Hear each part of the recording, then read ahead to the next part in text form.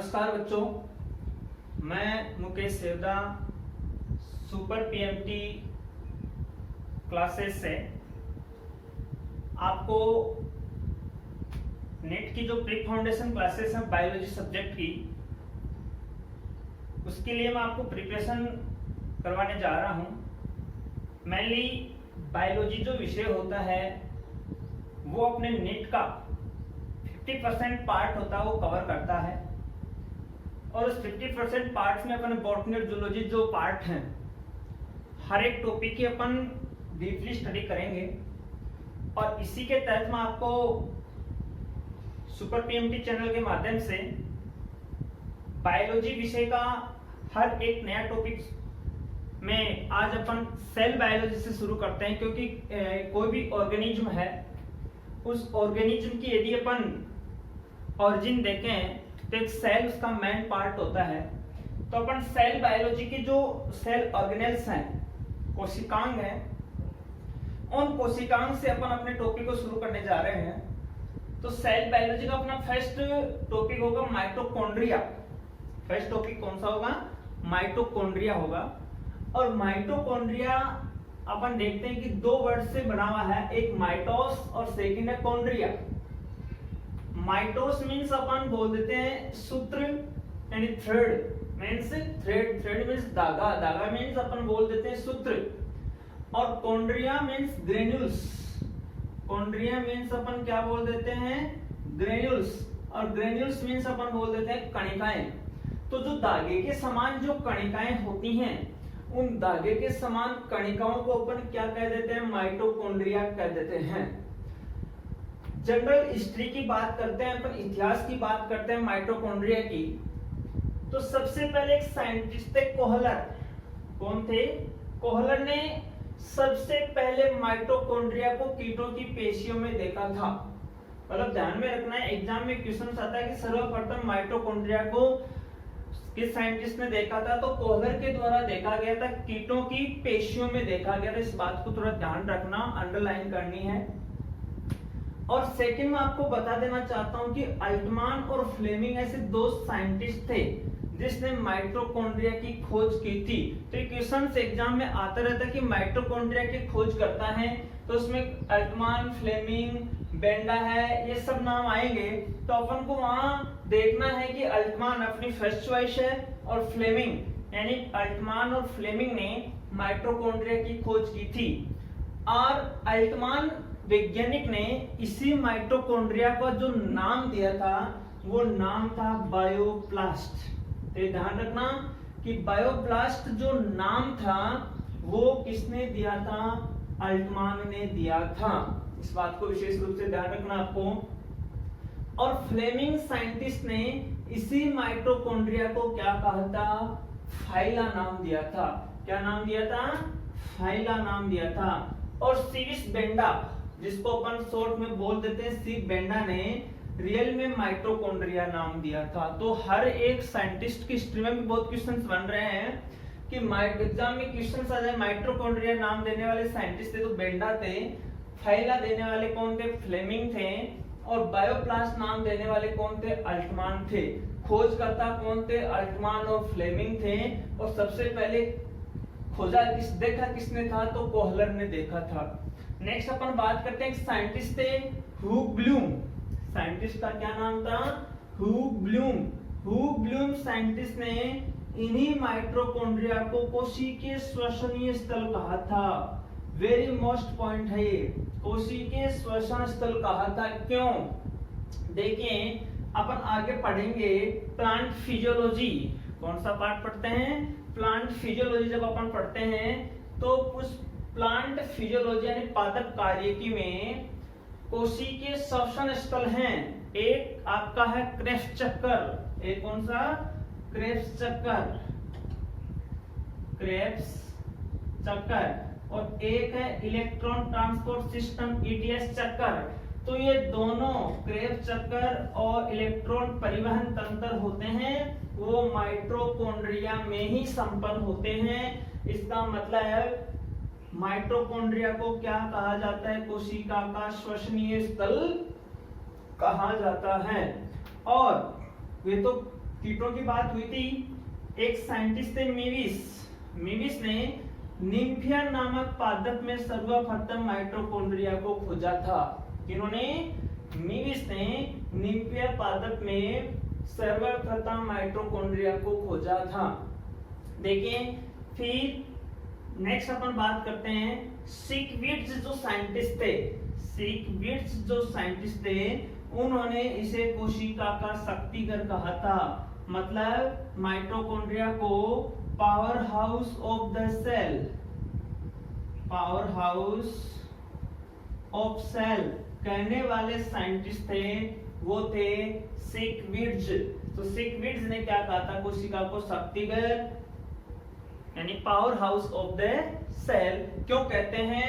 क्योंकि एटीपी के रूप में ऊर्जा की अपन को क्या होती है? इससे प्राप्ति होती है। नेक्स्ट अपन बात करते हैं एक साइंटिस्ट थे टेटजियस। क्या नाम था? टेटजियस जो साइंटिस्ट थे उन्होंने माइटोकॉन्ड्रिया का ने क्या नाम दिया था विद्यार्थियों? सार्कोसोम कहा था। तो टेटजियस ने माइटोकॉन्ड्रिया को क्या कहा? सार्कोसोम कहा। इसका जो जीवन काल होता है माइटोकॉन्ड्रिया का वो होता है 5 से 10 दिन का। कितना होता है? 5 से 10 दिन का एक कोशिका में इसका जीवन काल होता है। और जब अपन बात करते हैं इसकी साइज की तो इसकी लंबाई होती है 3 माइक्रोन मीटर से 5 माइक्रोन मीटर और इसकी चौड़ाई होती है वो 0.5 माइक्रोन मीटर से 2 माइक्रोन मीटर इसकी क्या होती है? चौड़ाई होती है। यहाँ से भी क्वेश्चंस बनने के काफी आसान होते हैं, ध्यान रखना। विशेष रूप से आकृति की बात करते हैं तो मुख्य रूप से आकृति आपके सामने भी है। और वैसे आकृति कैसी मानी जाती है? बेलनाकार सिलिंड्रिकल इसकी क्या मानी जाती है? आकृति मानी जाती है। और अब अपन बात करते हैं संख्या की। तो यदि एक कोशिका की बात करें, ध्यान से सुनना, एक कोशिका की बात करें तो एक कोशिका में माइटोकॉन्ड्रिया की जो संख्या होती है वो होती है 500 से लेके 1600, यानी 500 से लेके 1600 एक कोशिका में माइटोकॉन्ड्रिया की संख्या होती है। लेकिन ये निश्चित नहीं है, ये ध्यान से सुनना, ये निश्चित नहीं है कि हर एक कोशिका में माइटोकॉन्ड्रिया की संख्या 500 से लेके 1600 ही होती है।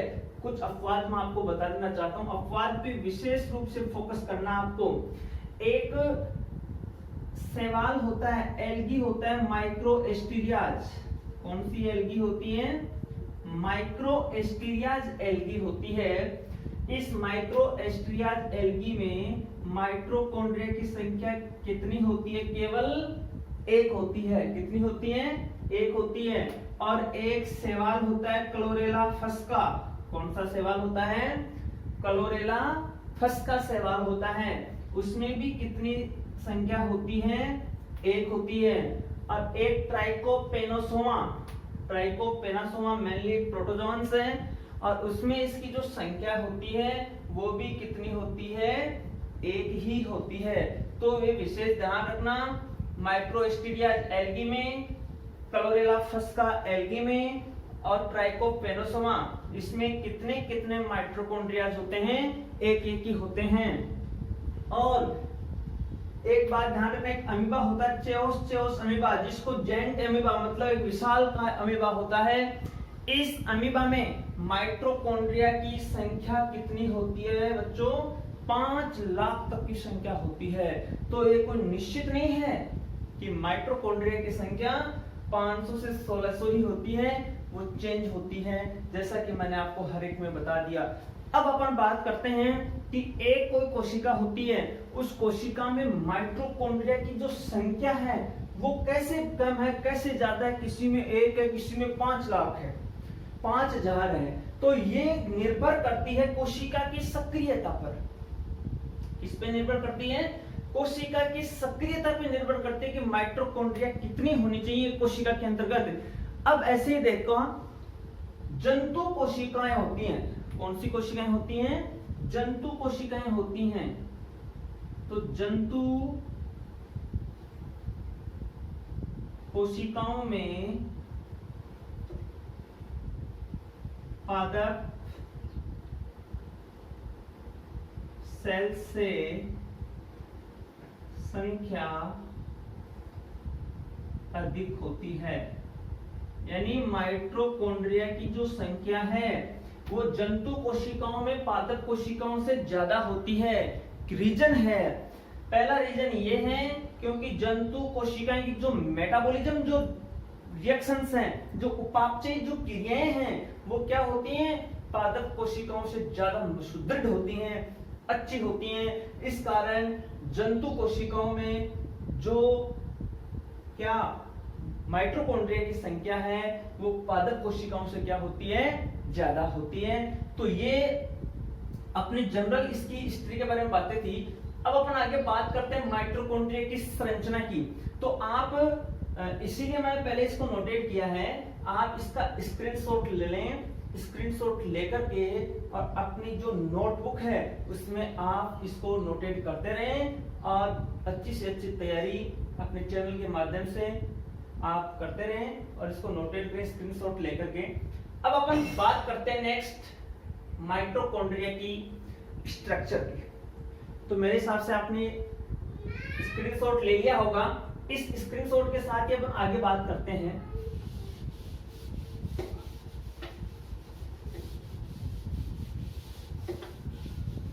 आगे जब अपन बात करते हैं तो माइटोकॉन्ड्रिया की आती है स्ट्रक्चर, क्या आती है, स्ट्रक्चर आती है। तो स्ट्रक्चर आपके सामने है। जब अपन स्ट्रक्चर की बात करते हैं तो देखिए आपके सामने आती है झिल्लियां। पहली बात कौन सी आती है, झिल्ली। तो माइटोकॉन्ड्रिया है वो अपने सामने सीधी सीधी सी बात है कि माइटोकॉन्ड्रिया दोहरी झिल्ली से घिरा हुआ कोशिकांग है, ये बात तो है ही आपके सामने। तो माइटोकॉन्ड्रिया दोहरी झिल्ली से घिरा हुआ कोशिकांग है। कितनी झिल्लियां होती है माइटोकॉन्ड्रिया में, दोहरी झिल्ली।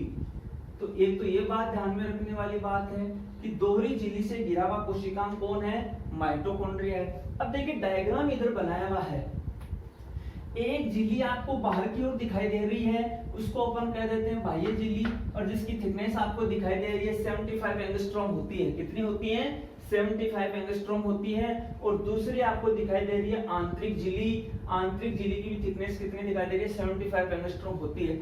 क्या डिफरेंस है, इस चीज को ध्यान में रखना है। देखिए बाह्य झिल्ली बिल्कुल सपाट होती है, क्या होती है, बिल्कुल सपाट होती है। किसी भी प्रकार का कोई भी वलन बाह्य झिल्ली में आपको दिखाई नहीं दे रहा है, नहीं दे रहा है।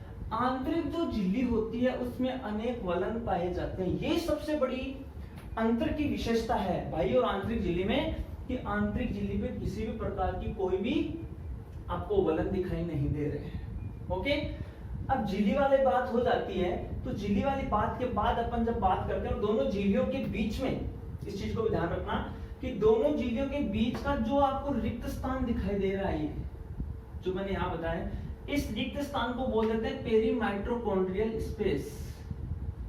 क्या बोल देते हैं इस रिक्त स्थान को, पेरीमाइटोकॉन्ड्रियल स्पेस कहा जाता है। ओके, क्लियर है मेरे हिसाब से। अब अपन नेक्स्ट बात करते हैं आंतरिक, यानी इसका जो भाग है मैट्रिक्स की, क्योंकि ये तो बाह्य झिल्ली वाला भाग अपन ने पढ़ लिया है। आंतरिक इसका भाग आता है, उसको अपन क्या बोल देते हैं, मैट्रिक्स बोल देते हैं। और इस मैट्रिक्स से पहले आंतरिक झिल्ली के अपन कुछ चीजें पढ़ते हैं। आंतरिक झिल्ली पे आपको जो अंगुली के समान जो स्ट्रक्चर्स दिखाई देते हैं, कौन से स्ट्रक्चर्स, अंगुली के समान जो स्ट्रक्चर्स दिखाई देते हैं, इन स्ट्रक्चर्स को अपन क्या कहते हैं, क्रिस्टी कहते हैं। क्या कहते हैं, इन स्ट्रक्चर्स को अपन क्रिस्टी कहते हैं। इस बात को ध्यान में रखना। तो जो क्रिस्टी वर्ड यहाँ पे आ रहा है, ये क्रिस्टी जो वर्ड देने वाले साइंटिस्ट थे वो थे पेलाडे। क्रिस्टी शब्द किसने दिया था, इन्होंने इसको नोटेट किया था, क्रिस्टी पेलाडे ने किया था। तो आंतरिक झिल्ली पर जो अंतर्वलित संरचनाएं होती हैं, अंगुली के समान जो उभार होते हैं, जो प्रवर्ध होते हैं, वो क्या कहलाते हैं, क्रिस्टी कहलाते हैं। ठीक है, अब इस क्रिस्टी के ऊपर देखना, इस क्रिस्टी के ऊपर आपको यहां एक स्ट्रक्चर दिखाई दे रही है, डायग्राम में बनाई गई है। यहां पर भी मैंने बनाई है, हर एक क्रिस्टी पे नहीं बनाई, अपन ने दो क्रिस्टियों पे मैंने शो की है। ये जो स्ट्रक्चर है इसको अपन क्या कहते हैं, ऑक्सीसोम कहते हैं। तो यहां देखो, मेरी मोस्ट क्वेश्चन है, क्रिस्टी के ऊपर ऑक्सीसोम कण पाए जाते हैं। कौन से कण पाए जाते हैं, ऑक्सीसोम कण पाए जाते हैं, ऑक्सीसोम कण। अब देखना, ये जो ऑक्सीसोम होते हैं, इन ऑक्सीसोम को मोरन कण भी कहा जाता है। कौन से कण कहा जाता है? मोरन कण, क्योंकि साइंटिस्ट थे मोरन, तो मोरन के सम्मान में अपन इसको क्या कह सकते हैं? मोरन कण भी कहते हैं। किन्हें? इन ऑक्सीसोम्स को कह सकते हैं। ओके, अब जब अपन एक ऑक्सीसोम की बात करते हैं, एक इसका नाम और है, इनको एलिमेंट्री क्या कह सकते हैं? एलिमेंट्री कण या प्रारंभिक कण भी कहते हैं। ये इसी के नाम है, ऑक्सीसोम भी इसी का है, मोरन कण भी इसी को कहते हैं, एलिमेंट्री कण यानी प्रारंभिक कण भी अपन इसी को ही कहते हैं। अब थोड़ा सा डीपली अपन बात करते हैं। एक यहां से ऑक्सीसोम कण को मैं यहां पे लेके आया हूं, ध्यान देना, एक ऑक्सीसोम कण को यहां से उठा के मैं यहां पे लेके आया हूं, और आपको इस ऑक्सीसोम कण की स्ट्रक्चर दिखाई दे रही है। ये इसका जो भाग होता है वो शीर्ष भाग है, और ये इसका जो भाग है वह वृंत भाग। कौन सा भाग है? वृंत भाग है। और ये इसका जो भाग है वो कौन सा भाग है? आधार भाग है। तो एक ऑक्सीसोम जो कण है वो एक ऑक्सीसोम कण यानी F1 कण वो 3 संरचनाओं से मिलकर के बना हुआ है। एक संरचना है शीर्ष, एक है वृंत, एक है आधार। अब देखना, ये जो आपको आधार भाग दिखाई दे रहा है, देखना यहां पे, इस आधार भाग इस क्रिस्टी से जुड़ा हुआ होता है। यहां पे देखना दिख रहा है, और ये जुड़ा हुआ होता है जिस कारक से, उस कारक को अपन बोलते हैं F0 कारक। ध्यान से सुनना, यानी F1 कण इन ऑक्सीसोम कण क्रिस्टी भाग से F0 कारक से क्या होता है? इसकी झिल्ली के साथ जुड़ा हुआ रहता है। ओके, नेक्स्ट, ये जो आपको शीर्ष भाग दिखाई दे रहा है, हेड भाग आपको ऐसा दिखाई दे रहा है, ये काफी मोस्ट पार्ट है। इस हेड भाग में एक तो ETS चक्कर चलता है। कौन सा चक्कर चलता है? ETS, जिसको अपन कहते हैं इलेक्ट्रॉन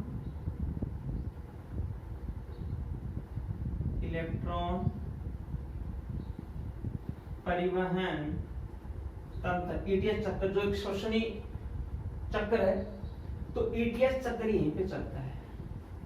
और ETS चक्कर का क्या काम था? ATP का संश्लेषण करना, ज्वाइन कर रहा हूं एक दूसरे से। ETS चक्र का कार्य था ATP का संश्लेषण करना। बहुत मुश्किल क्वेश्चन ऐसे बनेगा। तो ATP का संश्लेषण हो गया। अब जब ATP का संश्लेषण होता है तो वहां एक एंजाइम की रिक्वायरमेंट होती है, वो यहीं पे होता है शीर्ष भाग में। और वो जो एंजाइम होता है वो होता है एटीफेज एंड ATP सिंथेटेज। कौन सा एंजाइम होता है? ATP synthetase. तो ध्यान देना, शीर्ष भाग इलेक्ट्रॉन परिवहन तंत्र को पूर्ण करता है यहाँ पे। तो क्वेश्चन यहाँ एक और बन गया कि ETS चक्कर, जो श्वसन का ETS चक्कर होता है वो कहां संपन्न होता है? तो माइटोकॉन्ड्रिया में सीधा सीधा आ जाए तो, या माइटोकॉन्ड्रिया का पार्ट पूछे तो ऑक्सीसोम के शीर्ष भाग में क्या होता है? संपन्न होता है। और ATP का संश्लेषण भी इसी भाग में होता है, ATP सिंथेटेज एंजाइम की उपस्थिति। दूसरी चीज, नेक्स्ट झिल्लियां होगी, आंतरिक झिल्ली होगी। अब अपन बात करते हैं किसकी? मैट्रिक्स की। तो देखिए, मैट्रिक्स भी काफी इंपॉर्टेंट टॉपिक है। मैट्रिक्स में आपको एक तो बात दिखाई दे रही है, क्या होता है? राइबोसोम होता है, दिख रहा है। तो एक तो मैट्रिक्स में पाया जाता है क्या? राइबोसोम। और राइबोसोम किस प्रकार का होता है? 7ts प्रकार का होता है। बात ध्यान में रखना, किस प्रकार का होता है? 7ts प्रकार का राइबोसोम होता है। इसी कारण माइटोकॉन्ड्रिया को क्या कहा जाता है? क्या कहा जाता है माइटोकॉन्ड्रिया को? प्रोकैरियोटिक कोशिकाओं के समान कार्य करने वाली कोशिकांग जो यूकैरियोटिक कोशिकाओं में पाया जाता है, क्योंकि प्रोकैरियोटिक कोशिकाओं में भी 70S प्रकार का राइबोसोम होता है और माइटोकॉन्ड्रिया में भी 70S प्रकार का क्या होता है? राइबोसोम होता है। दूसरी चीज, अब राइबोसोम का क्या कार्य? राइबोसोम को अपन बोलते हैं प्रोटीन फैक्ट्री। इसका मतलब राइबोसोम क्या करता है? प्रोटीन संश्लेषण करता है। तो प्रोटीन फैक्ट्री कहते हैं कि नहीं कहते हैं? इसका मतलब क्या करता है? ये प्रोटीन संश्लेषण करता है कि नहीं करता है?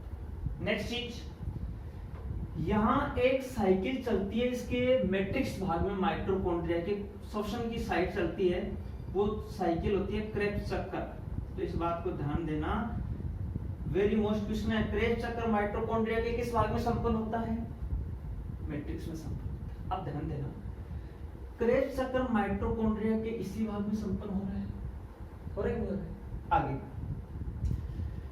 जो माइटोकॉन्ड्रिया है उसमें वर्ताकार डीएनए पाया जाता है।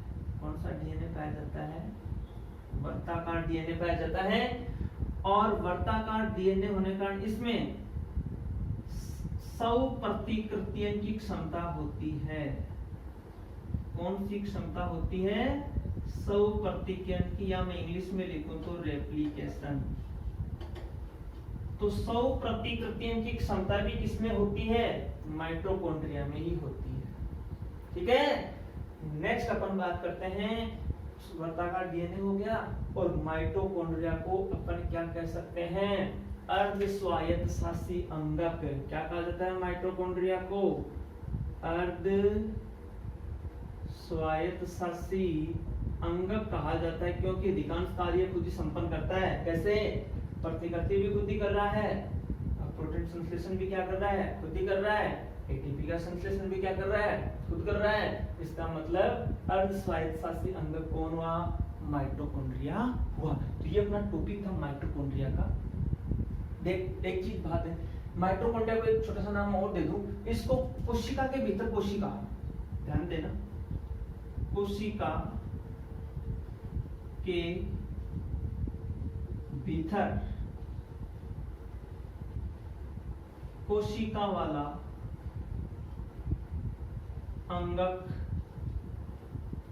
कहते हैं। कोशिका के भीतर कोशिका वाला अंगक भी कहते हैं, क्योंकि एक कोशिका की ये एक संपूर्ण कार्य क्या होते हैं? कोशिका के प्रोटीन का संश्लेषण करना, एटीपी का संश्लेषण करना, रेप्लिकेशन करना, एक कोशिका के कार्य होते हैं। तो एक कोशिका के भीतर क्या हुई? कोशिका हुई। तो ये अपना माइटोकॉन्ड्रिया का टॉपिक था। फिर ये बच्चों आप नोट्स बनाते रहे।